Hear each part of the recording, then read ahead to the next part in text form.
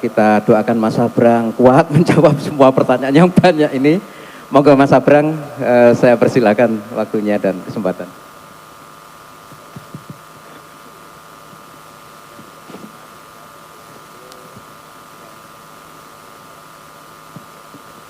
Yang tadi itu loh, analogi naik motor, dia naik motor tapi tidak bisa melakukan banyak hal.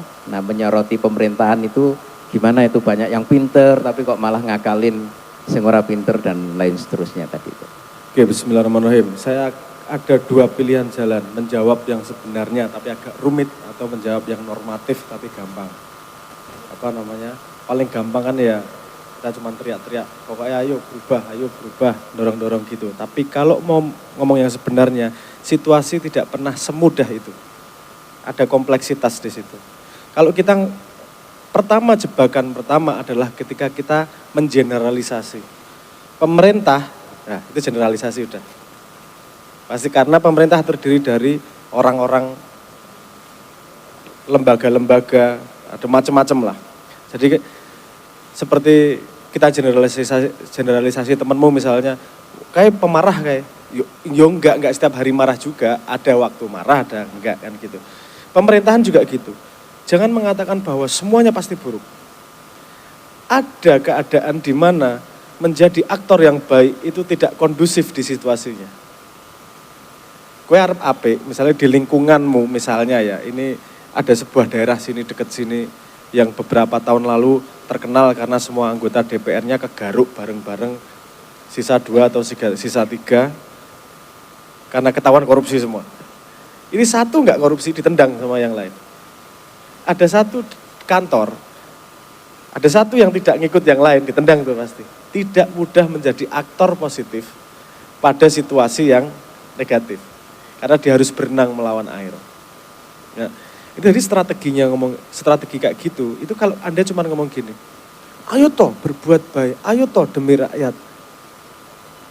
Apa yang terjadi di sini? Dia tahu apa yang harus dia lakukan, tapi dia menanggung resiko. Kowe ngongkon ra nanggung resiko, aku sing nglakoni nanggung resiko.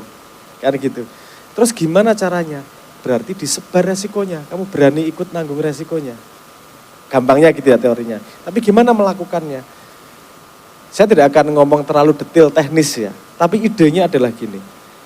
Beri kekuatan pada aktor yang baik.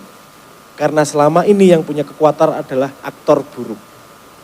Aktor buruk itu punya koneksi, iso bayar sebelah, iso bayar. Aku rapenar ngomong polisi, po hakim.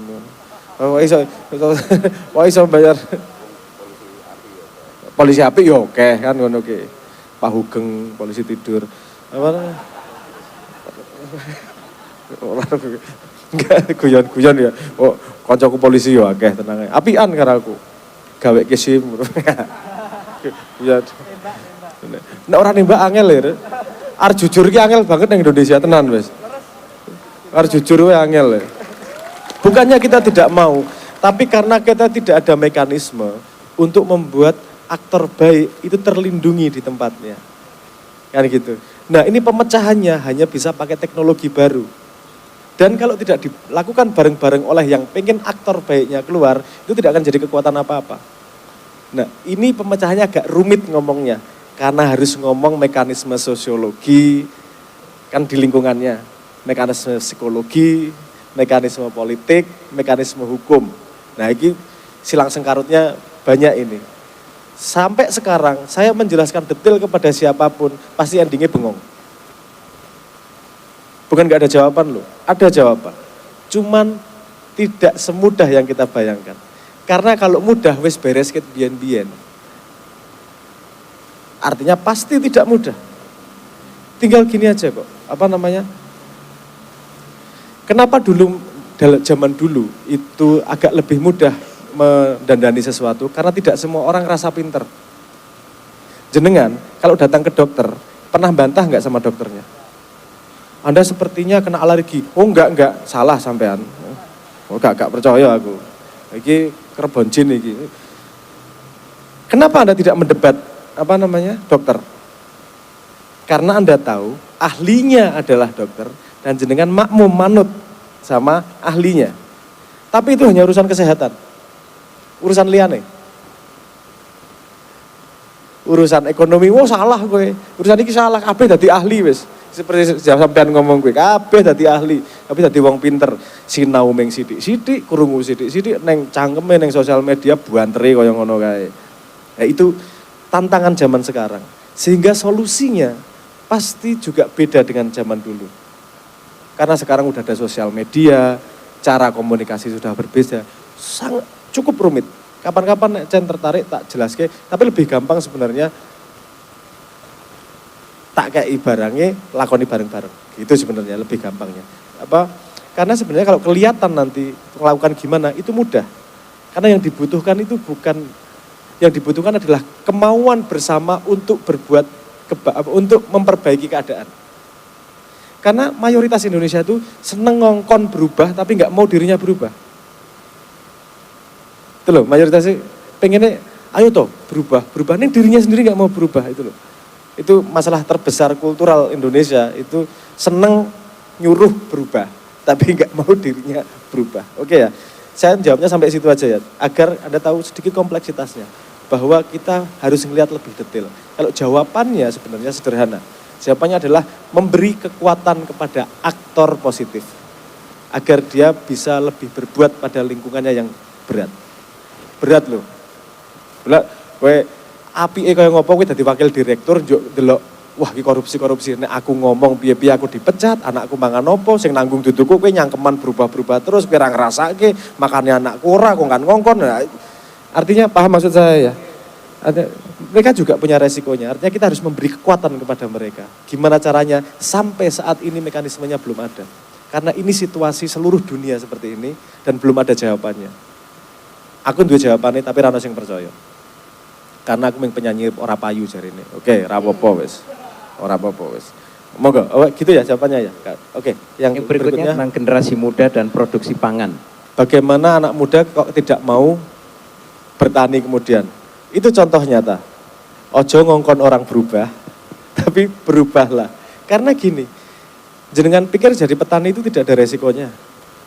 Beresiko toh? Oke. Seperti gini, kalau Anda naik gunung, terus ada jalan semak, Anda ngongkon, lewat kono loh, lewat kono, jalannya cepat. Tapi jalannya semak belukar, kan gak ada orang yang mau. Resikonya ditanggung kok. Kalau Anda ingin membuat perubahan, kamu jalan duluan, buat jalan setapak, sehingga orang yang lewat berikutnya tahu.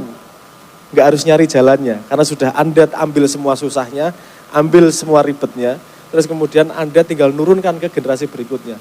Dan lihat, pegang omongan saya. Kalau Anda menunjukkan sukses, sing pengen melu mesti akeh. Wong sing pengen sugih iki akeh. Ming ra ngerti carane. Sing pengen apik iki akeh, ming ra ngerti carane. Makanya kalau Anda pengen anak muda balik ke pertanian, cari celah. Karena itu tidak sederhana. Orang yang urusan nandur, urusan dodolan, urusan logistik. Indonesia pernah salah satu kementerian ngei pelatihan, ayo toh buat karya, apa kreatif, wes gawe kabeh, baru kita kon dodolin nang endi, ya urusanmu lah, ya miso.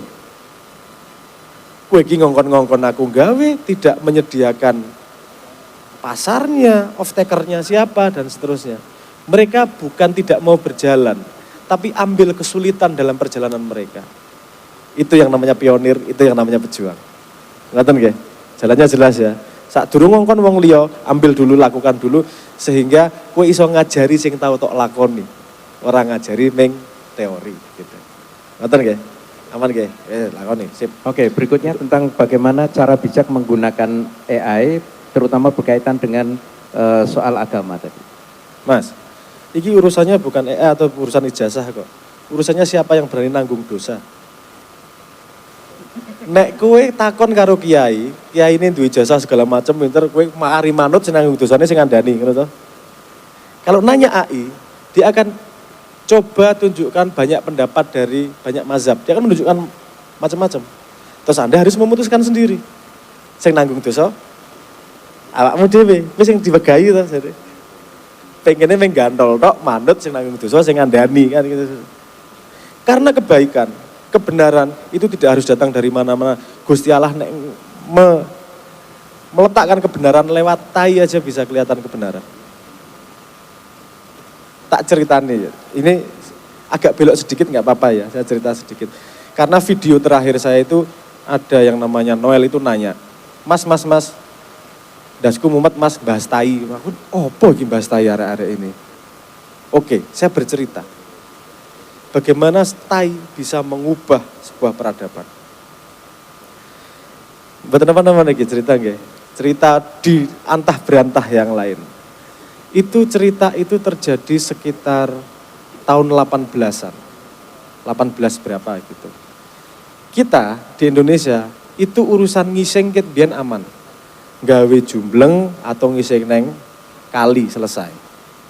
Orang Eropa di Inggris waktu itu nek ngising bingung piye carane. Satu-satunya cara adalah belajar dari coaching. Gimana caranya? Ngerak lemah, disingi, ditutupi. Semakin padat penduduknya, suwe-suwe sing iso dikeduk Kak, semakin sidik to. Terjadilah keributan antar tetangga karena tangga ngising ning halamane tanggane. Lho kita ini sapa iki? Ya ributan lagi. Kita ini sapa? Angel ngetrek tai iki kemudian ributlah mereka. Akhirnya tai teng bletrek ning ngendi-ngendi. Akhirnya dibuat yang namanya selokan sederhana lah, di mana tainya ditampung, dilemparin ke sungai. Dah. Terus berjalanlah itu, sekitar 30 tahunan, kabeh tai sak kutho mlebune neng kali. Satu kota jadi sangat bau luar biasa. Mambune jadi luar biasa, baunya. Sampai bau, karena sungainya ngelewati depan gedung DPR, gampangnya gitu ya. Sungainya, DPR ini mulai ngambu ki. Waduh, kok mambu tai dino-dino ki. Mereka buatlah undang-undang. Biasanya undang-undang jadinya berapa lama? 9 bulan, bisa 2 tahun, kan gitu. Bisa 10 tahun lebih bisa. Itu 18 hari langsung jadi undang-undangnya. Kenapa? Karena mambu tai. Urgen ngerasake sendiri, DPR ngerasake lorone. Tidak hanya teori. Indonesia, wong nglewati macet wae nggo tutut wiwi. Ora gelem ngrasake lorone iki lho. Masyarakat ki loro, penderitaan.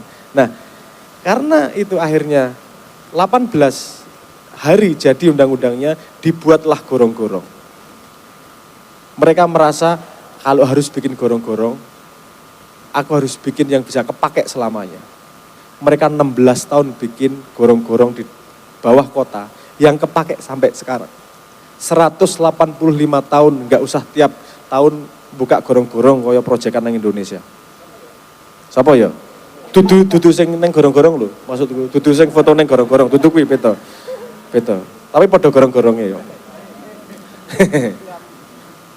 Jadi saya pengen mengatakan bahwa bercerita bahwa tai iso dadi pelajaran go kita gitu loh. Pelajaran itu kita belajar dari pengalaman itu bahwa ketika DPR merasakan langsung penderitaan rakyat, bikin undang-undang yang sesuai dengan maksud rakyat, itu cepat dan cekatan. Karena mereka ngerasake lorone. Nah, mereka ngerasake lorone iso tahun-tahunan. Sorry, saya agak belok ke sini, cuman mau ngomong gini, kebenaran, pelajaran itu tidak ada syarat datang ke manusia. Warzuqni fahma, pemahaman itu rezeki. Iso saka ngelamun, iso saka GPT, iso dari mana-mana. Dan menurutku kalau Anda mau cari kebenaran, mending Anda putuskan sendiri mana yang benar. Bukan berarti omongan kiai salah ya. Omongan kiai itu memudahkan. Tapi jangan lupa, di dalam kemudahan Anda menyerahkan kedaulatan.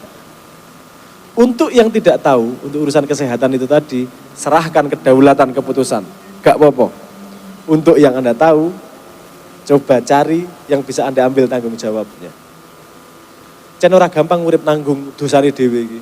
Paling enak iki menggendolan, wis manut, urip mati manut kiai, dosa neraka melu kiai. Wis enak banget iki uripe ngono kuwi. Nek kiyaine mlebu surga.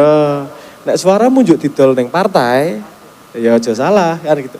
Saya enggak ngomong semua kiai ya, aja loro ati. Karena ada yang pura-pura jadi kiai, bener enggak? Ngakune kiai nganggo ban Vespa ning ban Vespa apa sene? nganggo surban ning ndase sok-sokan ngono kae gayane sebenarnya cuman aktor politik. Akeh. Kowe ngerti ya. Aku ora perlu ngomong wonge sapa ora enak ngomong isih dadi pejabat saiki. Paham ya maksud saya ya? Ngapunten. Oke. Saya kesana Berikutnya tentang menanamkan akhlak kepada generasi muda dan tentang hadis Nabi khairun nasi man tala umruhu wa hasuna amaluhu. Sebaik-baik manusia itu yang umurnya panjang dan bagus amalnya. Dalam hal ini refleksinya apa sih yang diperbuat oleh para pejabat itu dengan usia yang panjang diberikan. Begitu. Mengajarkan akhlak. Kita belajar dulu tadi sudah belajar soal pendidikan ya di kelas ya. Saya mau tanya pelajaran yang lain. Jenengan yang punya anak kecil, anaknya ketika jalan kaki ngajarinya gimana? Belajar jalan itu. Ditetah. Sebelum ditetah dia udah nyoba sendiri belum? Nyoba-nyoba jatuh-jatuh. Pakai kalimat gak ngajarinya? Di kaki kanan berdiri dulu gitu enggak? Kenapa? Karena belum paham bahasa. Artinya belajar pakai bahasa itu jenis pembelajaran kedua setelah belajar dari mengamati dan mengikuti. Pendidikan akhlak paling baik adalah memberi contoh, bukan ngajari pakai ilmu, pelajaran. Bukan pakai kata-kata, tapi memberi contoh. Gimana pun kita ngongkon anaknya apik, tapi kelakuannya wong tuane bejat, dia akan lebih nyangkut contohnya itu daripada kalimatnya. Nah, oke. Ini kalau anaknya masih kecil, bisa dikasih contoh. Nek wis gede lah kadung. Pendidikannya serat tekan. Apa sudah? Karena gini, anak itu ada limit belajarnya. Ketika kecil, itu anak bisa semua bahasa di dunia. Bisa dialek. Tapi semakin dewasa, dia semakin kekurangan kemampuan untuk bisa mengeluarkan jenis kata-kata tertentu. Kenapa? Karena dengerin orang tuanya. Contoh lain, kalau Anda punya anak, gak pernah dengerin musik sampai umur 12 tahun, selamanya dia akan gak bisa main musik. Pelajaran psikologinya kayak gitu. Karena ada waktu tumbuh otaknya. Ada waktu tertentu sudah kekunci, gak bisa belajar lagi. Waktu tertentu kunci, gak bisa belajar lagi. Kenapa umur 40 tahun jadi dewasa? Karena otak kanan sama otak kirinya mulai nyambung. Sebelum itu masih tumbuhnya sendiri-sendiri. Jadi ada pembelajaran dari masa lalu yang berhubungan dengan sains otak sebenarnya. Dan itu cocok. Nah ini tadi, gini. Kalau orang anaknya sudah gede, itu yang mampu membuat dia berubah adalah keadaan yang tidak enak. Karena kalau keadaannya enak, dia nggak akan berubah. Kalau keadaan nggak enak, dia akan berpindah tempat. Paham maksud saya? Contohnya gini. Mohon maaf, ada istilah yang namanya kalau zamannya Dewi Nomben apa MBA, apa? Married by accident. Apa hamil sebelum menikah.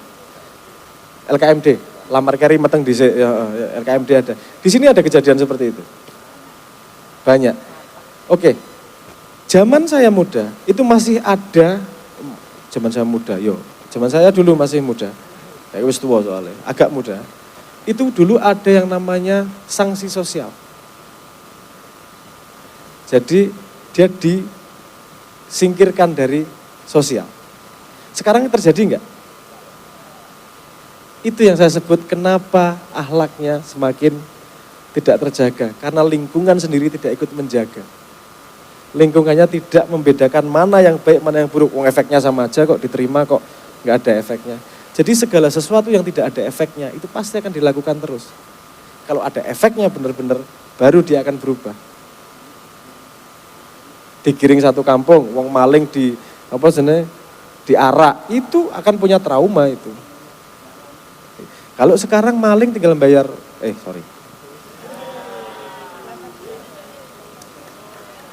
Oke. Perawatan. Oke. Tapi paham maksud saya ya. Paham maksud saya bahwa orang akan berubah itu kalau dia pada posisi yang tidak enak. Sehingga teman-teman muda di sini paham, ketika kesempatan paling besar untuk tumbuh adalah ketika patah hati. Kenapa? Kalau patah hati ngopo-ngopo ra enak, bener ah? Kowe gelem nglakoni apa wae selain ora enak kuwi. Nek kowe pas patah hati kon melayu maraton 10 kilo gelem kowe mesti. Wis bangane lorone ati wis tak lakoni wis. Itu kesempatan besar untuk menumbuhkan diri. Artinya untuk memperbaiki akhlak, kita harus disiplin dengan siapa yang kita kasih, enak atau tidak enak. Contoh nih, aku nggak seneng sama oligarki, pengen Indonesia hilang dari oligarki. Neng kowe bendino tuku barangnya oligark.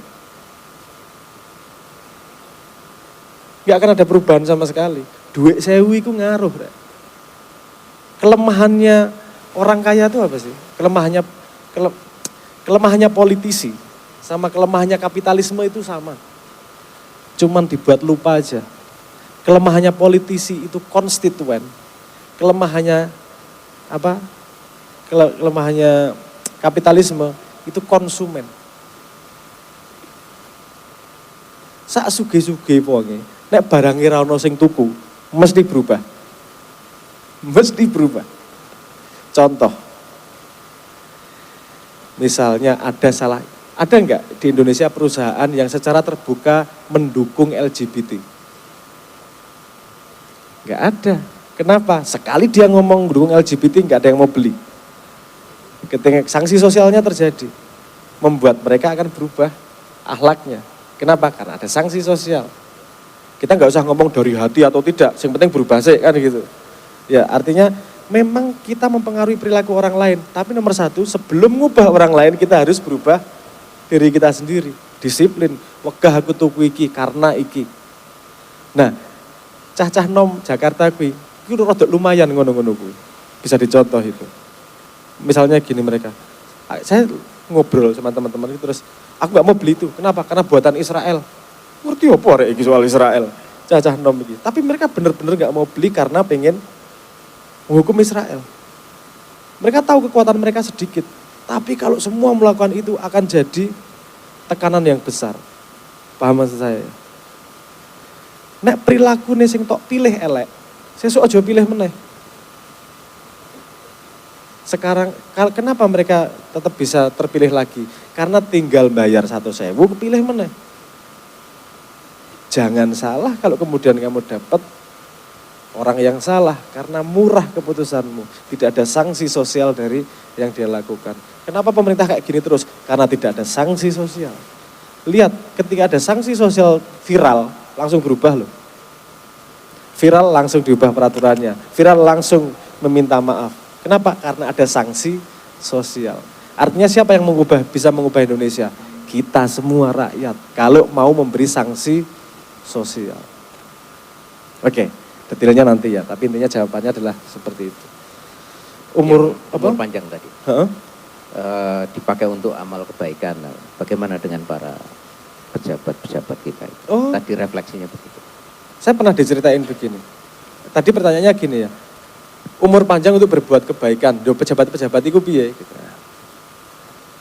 Tuhan, sepemahaman saya, itu interaksi dengan manusianya itu unik. Pelajaran untuk kita semua itu kurikulumnya pribadi. Tidak ada kurikulum sekelompok orang. Semua punya perjalanannya sendiri, punya masa lalunya sendiri, punya pengalamannya sendiri dan seterusnya. Saya pernah dengar ceritanya, saya dengarnya dari Simbah itu. Jadi kayaknya beliau baca dari Israiliyat kalau nggak salah. Jadi ceritanya ada di kampung nelayan, ada orang yang sangat soleh dan ada orang yang sangat jahat. Jadi orang yang sangat soleh itu sebelum mati, Tuhan saya minta dikasih ikan ini sebelum meninggal. Sampai meninggal nggak dikasih. Ini orang yang jahat ini umurnya panjang, minta apa aja dikasih. Saya minta ikan dikasih, minta bojo dikasih, minta apa dikasih semuanya. Ada yang nggak terima. Ini Tuhan gimana sih? Orang sejahat ini, kok kamu kasih terus? Orang sebaik ini justru tidak kamu beri apa-apa. Kata Tuhan, lewat Jibril katanya ceritanya. Saya yang tahu semua dramanya. Kenapa saya kasih terus? Agar dia habiskan pahalanya di dunia. Agar nanti di akhirat tinggal keraknya. Bakar kabeh. Tak panjangin umurnya. Ini kenapa orang soleh itu gak dikasih apa yang dia inginkan, biar saya habiskan dosanya. Baliknya, nanti biar bersih ke neraka tanpa nanggung dosa apapun. Artinya kita tidak bisa mengisi rapot teman. Kita nggak tahu rencana Tuhan terhadap dia seperti apa sama sekali. Yang menurut saya yang kita bisa lakukan adalah apa yang Tuhan maksudkan kepada kita. Kalau kepada orang, monggo. Karena kita juga bukan nabi toh. Ada di sini yang nabi, mohon angkat tangan. Kalau nabi kamu bertanggung jawab terhadap orang lain.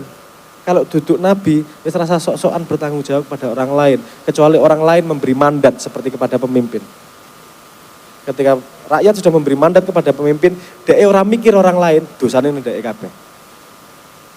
Kalau kita yang rakyat jelata, kata para DPR, jelata, yus, mikir wong liya, duduk nabi kok. Saya bertanggung jawab di hadapan Tuhan, yang ngelakoni seapi-api, ditakoni jawab, dijaluk wangi-wangi kalau bisa, dan seterusnya sebaik-baiknya menjadi manusia. Mungkin itu yang bisa saya sampaikan. Berikutnya tentang matinya kebakaran di medsos. Ingat ya tadi pertanyaannya, matinya kebakaran di sosmed, sosial media. Saya sudah ngomong sejak 10 tahun lalu sama pemerintah. Betapa bahayanya sosial media karena kita akan kehilangan pakar itu tadi. Dan saya sempat ngomong gini yang jadi video, yang jadi ribut. Saya ngomong pemerintah itu pengkhianat loh sama Pancasila. Kok iso? Cangkem gue aku diseneni karo wong sak Indonesia terutama buzzer-buzzer itu. Kamu pernah melakukan apa di Indonesia? Berani ngomong seperti itu, sandari ngono toh. Wow, kalaupun saya tidak melakukan apa-apa, saya tidak ikut merusak Indonesia, minimal ngono. Oke. Gini.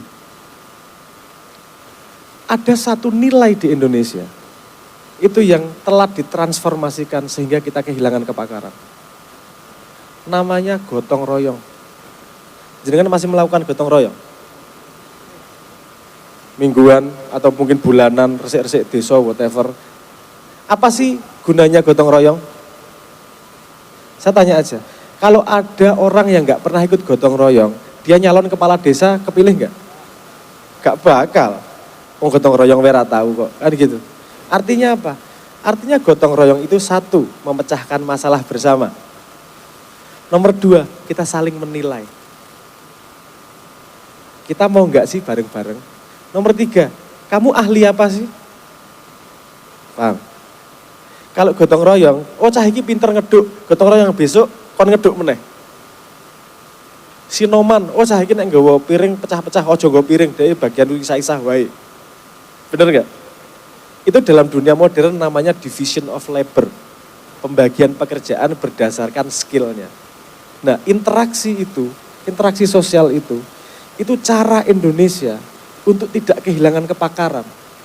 Dan pemerintah kemarin itu selama 2 periode bikin aplikasi lebih dari 16.000, nggak ada satu pun yang ngurusin tentang gotong royong. Itu kenapa saya nyebut pengkhianat. Kamu gotong royong cuman diomongkan di mulut, tapi tidak dibawa maju ke teknologi nih.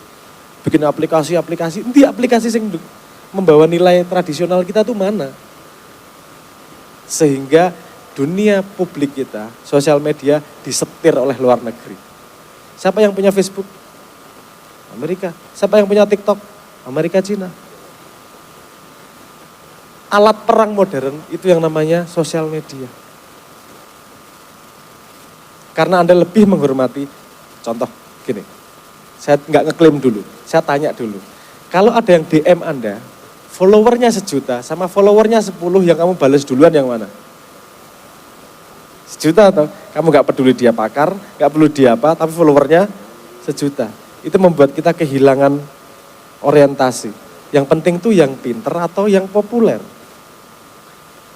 Populernya kenapa? Itu ada pertanyaan lagi. Oke. Ini gak apa-apa ya aku ngomong ini di sini ya. Ngomong agak ngelihat memandang dunia gitu ya. Oke ya. Cacah nom kan sudah dengan internet. Sosial media itu benar-benar alat perang dunia. Yang merusak utama itu TikTok. Mohon maaf. Anda lihat 3 bulan yang lalu, Israel itu rencana mau beli TikTok. Kenapa? Karena dia adalah senjata paling hebat, paling mematikan di dunia. di semua negara yang masuk TikTok, karena TikTok tidak bisa dihalangi oleh undang-undang. Tiba-tiba masuk ke HP-mu, bahkan masuk ke kamarmu, bahkan masuk ke toiletmu, ya enggak? 2022, kalau nggak salah 2022, saya bisa salah. Tapi 2022 atau 2023, itu ada survei di seluruh dunia. Anak mudanya cita-citanya jadi apa? YouTuber, influencer, konten kreator, kecuali Cina. Di Cina, itu anak mudanya cita-citanya jadi scientist, dokter, astronot. Kenapa? Karena di Cina tidak ada TikTok. Di TikTok diubah jadi yang namanya Douyin. Algoritmanya dipegang oleh pemerintah. Yang kedorong ke anak-anak itu bukan yang joget-joget. Yang kedorong ke anak-anak adalah konten-konten science. Konten-konten kreativitas. Bukan konten-konten yang tidak ada bobotnya joget-joget atau ngata-ngatain orang. Sehingga yang naik, yang populer adalah konten-konten yang seperti itu. Ini saya juga pengen menjawab ini tadi. Siapa tadi yang nanya ya? Tentang itu, tentang bagaimana menumbuhkan Nasionalisme. Ponorogo. Oh. Karena tadi bilang nggak punya tambang, nggak punya nggak punya pantai, punyanya budaya, karya. Gimana untuk menumbuhkannya? Ini contohnya ini nih. Sorry ya, saya agak panjang ya. Ini muga-muga sing para pejabat ngrungokke iki pelajarannya. Kenapa di sini ada yang baca Naruto, Shingeki no Kyojin, Frieren, ada ya, One Piece, Sun Gokong. Kadoan gue Sun Gokong. Gue ki ya Naruto. Nah, kenapa bisa meledak dunia itu dari Jepang? Karena ada yang namanya kompetisi. Ada sebenarnya gampang kok.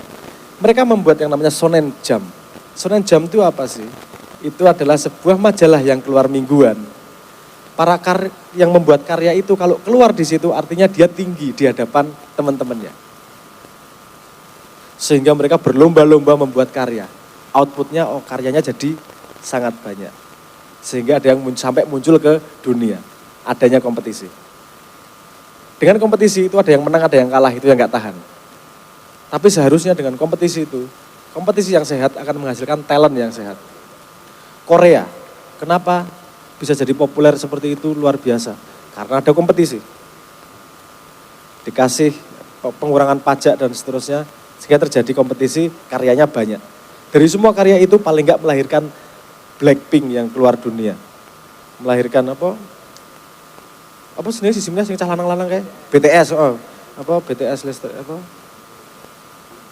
behind the scene. BTS itu sampai ke level dunia. Kenapa datangnya dari mana? Datang dari kompetisi yang gagal bisa puluhan ribu, tapi yang berhasil membawa yang lain ke atas. Itu kompetisi. Indonesia pernah terjadi, kalau Anda mau meneliti. Di Jogja, sekitar tahun 80-an, 70-an, itu dunia penyair sangat naik. Kalau Anda lihat, kepenyairan sangat tumbuh di dunia itu. Kenapa? Karena ada majalah yang namanya Horizon. Siapa yang masuk ke Horizon, dia dianggap tinggi oleh yang lainnya. Kenapa dianggap tinggi? Karena masuknya susah.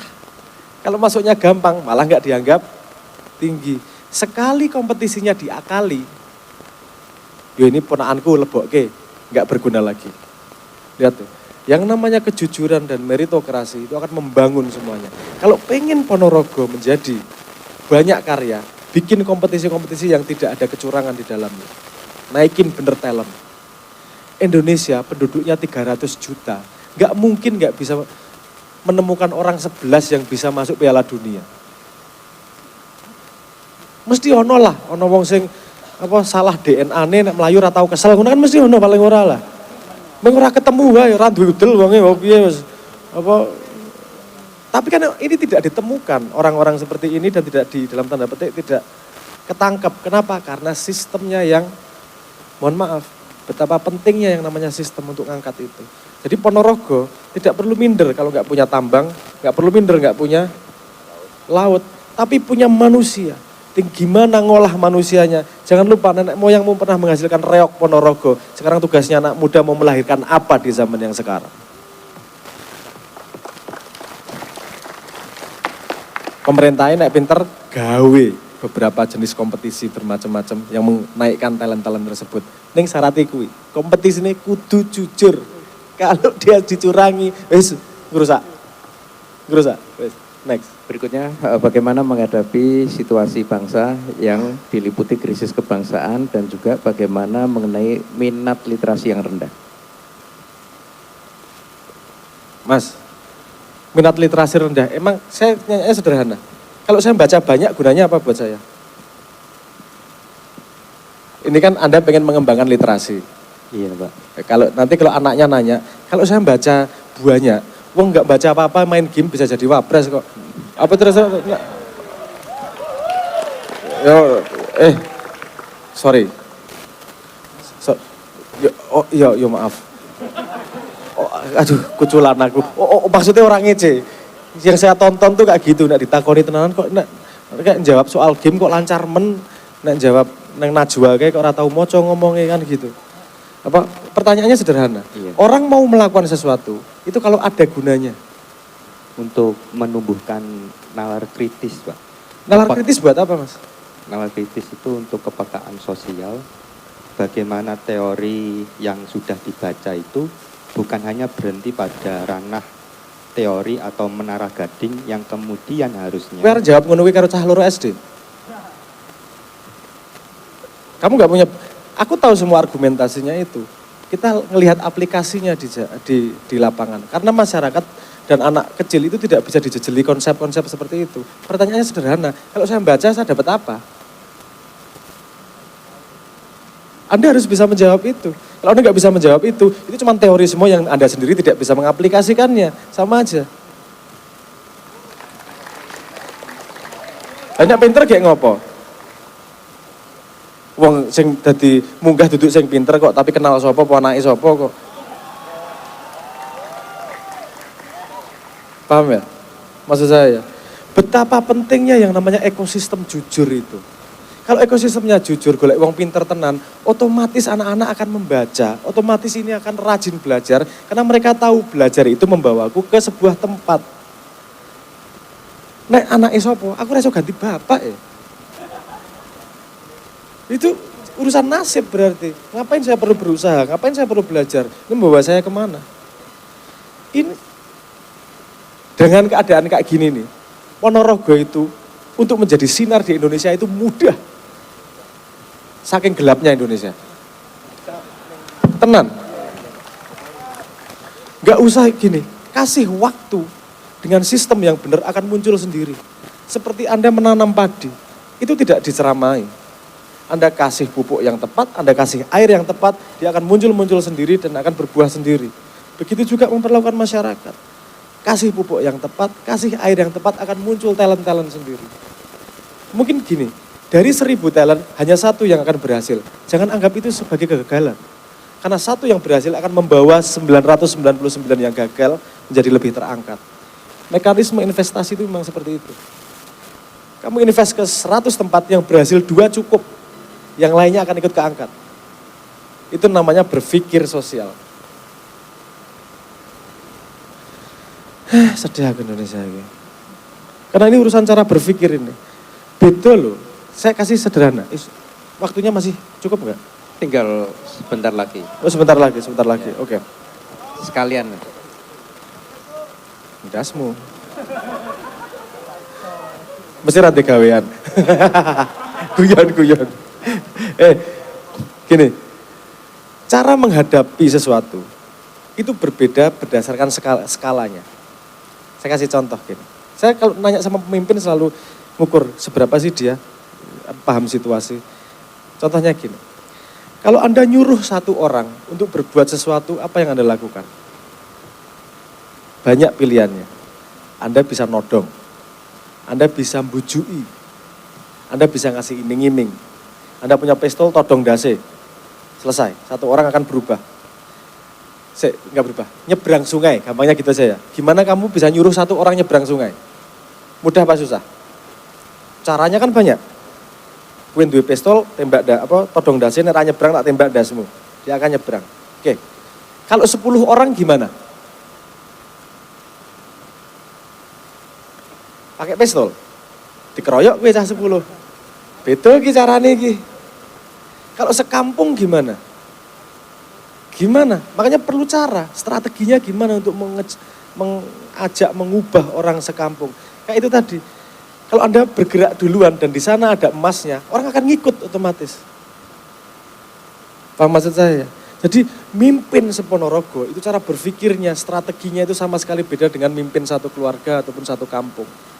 Kalau Anda berpikir tadi bahwa ayo anak muda kemudian semuanya membaca, berpikirnya jangan personal. Berpikirnya adalah komunal. Gimana nih ngajak mereka dengan pemahaman yang berbeda, dengan latar belakang yang berbeda, mau bergerak bersama. Dan yang paling mudah menggerakkan manusia itu adalah reward. Paling mudah. Paling mudah. Dikai reward mangkat kabeh. Aku baru tahu itu, dikasih tahu teman saya di kantor, itu kalau saya mau beli beli raket nyamuk. Terus katanya, ojo tuku mas, nunggu tanggal kembar. Apa tanggal kembar? Jenengan tahu tanggal kembar? Ketahu ngerti, aku gak ngerti tanggal kembar, terus terang. Dia ngerti tuh sampean dia. Tanggal kembar itu kalau nggak salah tanggal 9 bulan 9 gitu ya. Tanggal 8 bulan 8. Itu online shop itu diskonnya banyak ternyata. Kalau tanggal kembar itu. Jadi belinya nunggu tanggal kembar. Ketika ada reward, kenapa mereka terus melakukan itu? Karena ada bukti bahwa ketika ada reward orang terdorong untuk beli. Ini makanya penting belajar psikologi dan sosiologi itu. Gimana sih gerakin orang nih? Oke, gini, kalau Anda serius di situ, ini serius orang yang cangkeman konsep loh ini, pengen ngajak orang ini sebagai konsep orang, Anda serius pengen nyemplung di masalah itu. Saya kasih satu keyword, Anda pelajari itu, terus kemudian untuk bisa membuat program yang bagus gimana. Satu keywordnya namanya oktalisis, catat. Oktalisis, apa itu? Anda cari di internet, Anda cari di di WA, itu gimana cara membuat orang bergerak dengan motif yang berbeda-beda. Nek Chen serius arep ngurusi masalah literasi, Anda baca oktalisis, kemudian bikin implementasi di masyarakat. Itu bukan barang matang ya, mau oktalisis juga langsung ngerti carane, enggak gitu. Itu mempelajari manusia. Tapi manusia itu beda di tiap daerah. Jadi Anda tahu ilmu dasarnya, coba diimplementasi di Ponorogo, lihat hasilnya seperti apa. Anda punya teori yang jelas bisa direplikasi di daerah yang lain. Nek serius, monggo. Itu ada pintu yang saya berikan. Oke, matur nuwun. Terakhir Mas, bagaimana langkah-langkah supaya nasionalisme itu bisa dibawa keluar? Langkah-langkah agar nasionalisme itu bisa dibawa keluar. Kita punya sesuatu yang bisa dibanggakan, selesai. Kalau kita nggak punya apa-apa yang dibanggakan, izin Mas. Karena nasionalisme itu butuh simbol, bukan konsep. Simbolnya apa? Anda membanggakan Indonesia. Siapa yang nggak tahu banggakan Indonesia? Mungkin nggak ada pilihan lain selain Gibran ya yang bisa dibanggakan ke dunia ya. Loh, katanya, ini ono videonya juga di. Katanya kan beliau wakil presiden terbaik sepanjang masa, nggak salah. Ya oke, mungkin itu benar dan bisa dibanggakan. Berani Anda membanggakan ke dunia? Berani? Oh coba banggakan. Gak apa-apa, mungkin itu bisa menginspirasi yang lain untuk bisa lebih nasionalis. Kenapa dulu Pak Soekarno itu pakai strategi mercusuar? Bikin Monas, bikin Semanggi, gedung-gedung besar. Karena dia pengen mencari sesuatu yang bisa kita banggakan bersama. Mungkin itu yang dimaksud dengan membangun WUSH ya. Biar bisa kita banggakan bersama. Mungkin itu maksudnya. Saya berusaha berprasangka baik loh ini. Tiba-tiba kalau ini ya mungkin saja saya salah kan gitu. Tapi saya mencoba berprasangka baik. Mungkin itu. Tapi gini, lihat. Anda ingat Aryani? Siapa? Penyanyi yang Siapa Aryani? Siapa namanya? Putri Aryani. Itu yang jadi ikut American Got Talent, lihat nasionalismenya kayak apa. Indonesia di mana-mana di YouTube, itu orang Indonesia, keluar semua Indonesia. Megawati Hangestri, yang di Hangestri loh, volley, dudu sing lulusan SMA. Apa sebenarnya? Sorry, astagfirullahaladzim. Maaf. Yo, piye ya, aku ngomong kenyataan kan jaluk maaf ki piye tuh. Tapi sudah honoris causa ya 12 ya. Wah, itu ngeri, wah, jegur. Yang volley, pernah tahu?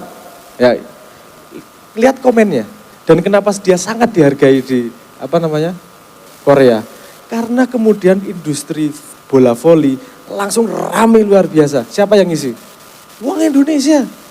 Wong Indonesia wong paling kurang gawean sak donya. Kuwi nek sosial media itu aktifnya luar biasa.